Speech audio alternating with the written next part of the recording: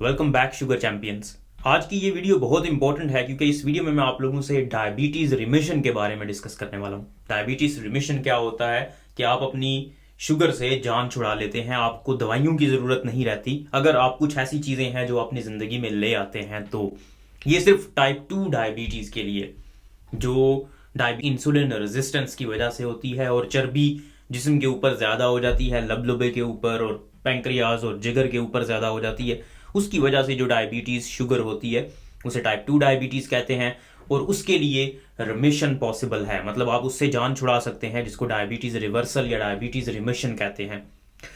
ये पॉसिबल है, बहुत सारे लोगों ने इसको किया हुआ है, बहुत सारे लोग इसको मेंटेन करके रखते हैं और बहुत सारे ऐसे लोग भी हैं जो कुछ अरसे के लिए 2 साल 4 साल 5 साल के लिए डायबिटीज़ रिमिशन में रहते हैं, लेकिन फिर ये डायबिटीज़ उनको दोबारा से हो जाती है क्योंकि वो शायद अपना लाइफस्टाइल उस तरह से मेंटेन करके नहीं रख पाते। उनके जिस्म में आहिस्ता आहिस्ता जब उम्र ज़्यादा होती है तो चेंजिंग्स आना शुरू हो जाती हैं, तो इसलिए ये दोबारा वापस भी आ सकती है। ये जो डायबिटीज़ रिमिशन या रिवर्सल है, इसका ये मतलब नहीं है कि एक दफ़ा डायबिटीज़ से छुटकारा मिल गया उसके बाद ये वापस नहीं आ सकती, ये दोबारा भी आ सकती है। अगर आप अपने लाइफस्टाइल को ठीक रखेंगे तो हो सकता है सारी ज़िंदगी के लिए ये वापस ना आए, लेकिन अगर आपने दोबारा से वही लाइफस्टाइल अपना लिया जो आपका पहले था तो ये वापस भी आ सकती है, और बल्कि वापस आने का ज़्यादा खदशा होता है। तो अब बात करते हैं कि आप डायबिटीज़ रिमिशन कर कैसे सकते हैं। देखिए, ये हर एक के लिए, जिस भी बंदे को टाइप 2 डायबिटीज़ है, चाहे उसको 10 साल हो गए हैं 15 साल हो गए हैं, सारे ही इसके लिए कोशिश कर सकते हैं। जिसको ज़्यादा अरसा हो गया डायबिटीज़ में, जिसको काफ़ी अरसे से है, 15 साल से 20 साल से डायबिटीज़ है, वो भी ये ट्राई कर सकता है। लेकिन देखें, डायबिटीज़ जिसको जितनी पुरानी हो जाती है उसके लिए वापस आना उतना ही मुश्किल हो जाता है, लेकिन फिर भी उसको कुछ ना कुछ फ़ायदा ज़रूर होगा। अगर वो इंसुलिन पे हो सकता है उसकी इंसुलिन कम हो जाए या इंसुलिन से जान छूट जाए, सिर्फ गोलियों के ऊपर वो आ जाए, या फिर हो सकता है बिल्कुल दवाइयों से ही जान छूट जाए। तो इसलिए हर किसी को अपने मुताबिक डायबिटीज़ रिमिशन के लिए जाना चाहिए, ट्राई करनी चाहिए। अब इसके तरीके क्या हैं? देखिए, डायबिटीज़ रिमिशन का जो बेसिक पर्पज़ है ना, जो इसका मैकेनिज्म है, वो ये है कि आपने अपने जिस्म के अंदर चर्बी को कम करना है। आपके जिस्म में मुख्तलिफ ऑर्गन्स पे, मुख्तलिफ हिस्सों पे चर्बी चढ़ी हुई होती है और उस चर्बी की वजह से इंसुलिन रेजिस्टेंस हो जाती है। मतलब आपके जिस्म में जो इंसुलिन बन रही है, जिसने ग्लूकोज को आपके खून के अंदर से कम करना है, वो इंसुलिन अपना काम ठीक तरह से नहीं करती। उसकी वजह से आपको डायबिटीज़ हो जाती है, मतलब खून के अंदर शुगर ज़्यादा हो जाती है, और उसी की वजह से सारे मसाइल होते हैं। आपने इंसुलिन रेजिस्टेंस को कम करना है, और इंसुलिन रेजिस्टेंस को कम करने के लिए जो सबसे बेहतर चीज़ है वो है अपने वज़न को कम करना। अब वज़न किसको कम करना है और किसको कम नहीं करना, ये भी एक इंपॉर्टेंट क्वेश्चन है। बहुत सारे लोग ये पूछते हैं कि हमारा तो वज़न पहले से ही कम है तो हम क्या करें। अब देखें, आपको पहले तो ये पता होना चाहिए कि आपका वज़न वाकई में कम है, या आप समझ रहे हैं कि आपका वज़न कम है लेकिन आपका वज़न इनफैक्ट कम नहीं है। तो एक टर्म होती है BMI, बॉडी मास इंडेक्स। ये आपने कैलकुलेट करना होता है। नॉर्मल BMI आपका 18 से लेके 25 तक होता है। 18 से 25 की रेंज में आपका अगर BMI है तो वो नॉर्मल है।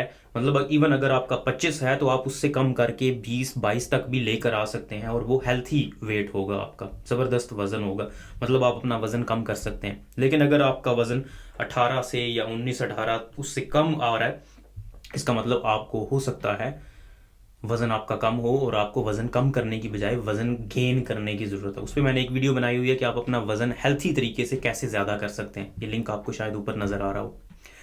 अब आते हैं उन लोगों के लिए जिनका BMI ज़्यादा है और उन्होंने अपना वज़न कम करना है, वो कैसे वज़न कम करें। देखिए, वज़न कम करने का कोई हार्ड एंड फास्ट रूल नहीं है, बहुत सारे तरीके हैं।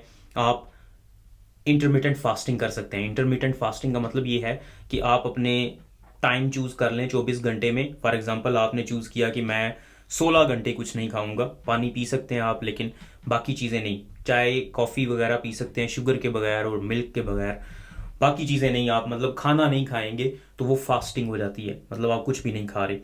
16 घंटे आप रख लें, 12 घंटे, 15 घंटे, जिस तरह से भी वो आपको फिजिबल लगे। मतलब खाना आपने ड्यूरेशन कम कर लेना है उसका, कि इतने टाइम में बस मैंने खाना है जो कुछ भी खाना है। फिर उसके बाद दूसरा तरीका है कीटो डाइट का। कीटो डाइट में आप करते ये हैं कि कार्बोहाइड्रेट्स को अपनी ज़िंदगी से बिल्कुल माइनस कर देते हैं, बहुत कम। जो नेचुरल फ्रूट्स को, थोड़े बहुत फ्रूट तो बिल्कुल बहुत कम इस्तेमाल करते हैं कीटो डाइट में, और जो सब्जियां होती हैं उनमें से कुछ कार्बोहाइड्रेट्स आपको मिल जाते हैं। मेन जो सोर्स होता है एनर्जी का कीटो डाइट में वो फैट होता है, चर्बी वाली चीज़ों से, ऑयल से और इस तरह की चीज़ों से आप हासिल करते हैं, और उसके अलावा प्रोटीन्स होती हैं गोश्त वगैरह, चने वगैरह, इस तरह की चीज़ों से।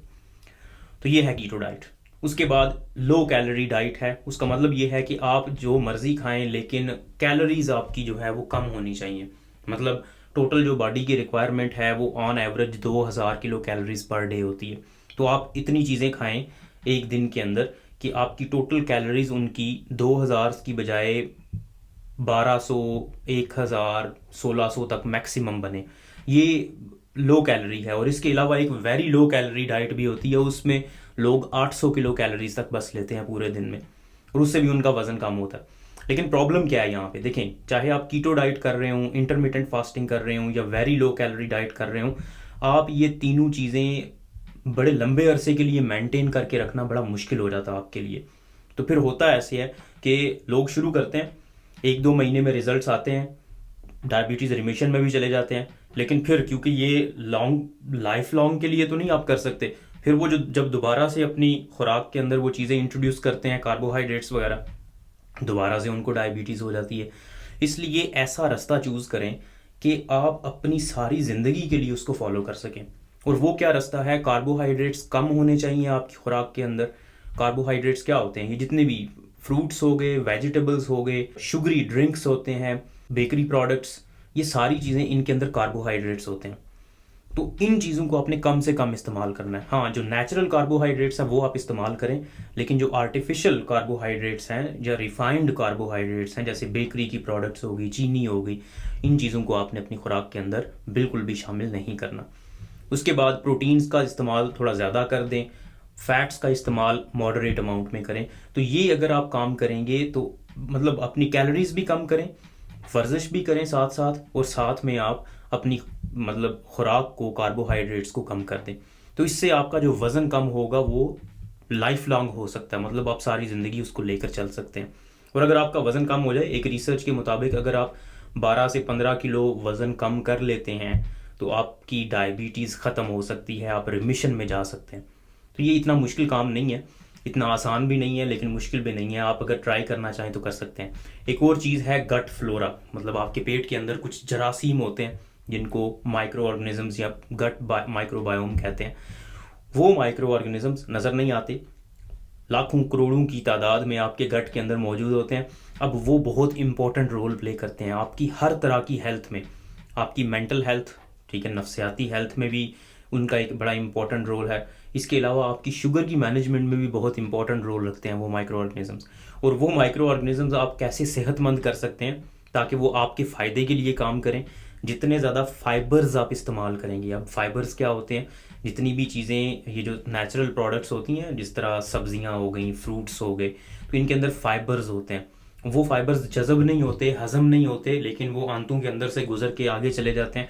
कुछ फाइबर्स वो जो माइक्रो ऑर्गेनिजम्स होते हैं वो उनको डाइजेस्ट कर देते हैं, उसकी वजह से कुछ गैस वगैरह भी प्रोड्यूस होती है, लेकिन वो फाइबर्स उन माइक्रो ऑर्गेनिजम्स के लिए फ़ायदेमंद होते हैं और फिर वो ग्रो कर जाते हैं। वो माइक्रो ऑर्गेनिजम्स जब वो ग्रो करेंगे तो आपकी सेहत बेहतर हो जाएगी। तो इसलिए माइक्रो बायोम के ऊपर, वो जो आपका गट फ्लोरा है, उसके ऊपर भी आपको तवज्जो देनी चाहिए। और उसको आप ठीक कैसे कर सकते हैं, सब्जियां खाने से, फ्रूट्स वगैरह इस्तेमाल करने से।